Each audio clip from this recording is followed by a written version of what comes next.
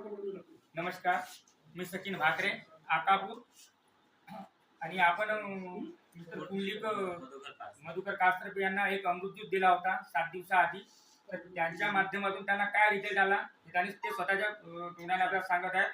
सांगा, तुमचं नाव घ्या. मी कुंडलिक मधुकर कास्त्रप, मी प्रॉपर गोविंदपूरचा आहे आणि शुभांगी HP मध्ये मी जॉब करतो. तर मला गेली 3 वर्षापासून ऍसिडिटी आणि तिखटाचा खूप त्रास होता. म्हणजे मला जेवण करताना मी सतत 2 वर्ष साधा वरणावर जेवण केलंय.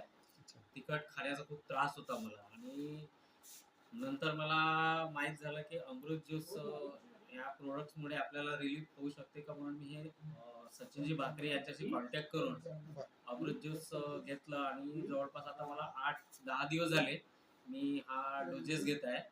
तर जेव्हापासून मी हा घ्यायला लागलेलो आहे तेव्हापासून मला 100% ऍसिडिटीचा प्रॉब्लेम आणि तोंडात सतत तिखट जो लागत होता तो जो प्रॉब्लेम आहे हा मला तर वाटते कमीत कमी आता 80-85% बरा झालेला आहे. आणि मी आता हळूहळू तिखट खायला सुरू केलेलं आहे.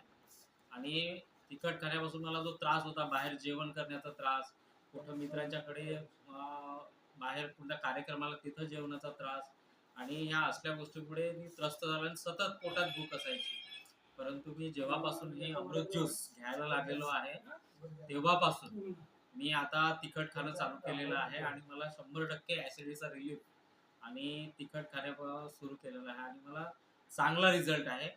मी स्वतःसाठी ही बॉटल मागितली होती, परंतु मी पूर्ण फॅमिलीला हे डोजेस देणं चालू केलेलं आहे आणि त्याच्यामुळे माझ्या फॅमिलीला सध्या तरी या अमृत ज्यूसमुळे अतिशय चांगल्या अशा पद्धतीचा रिझल्ट आहे.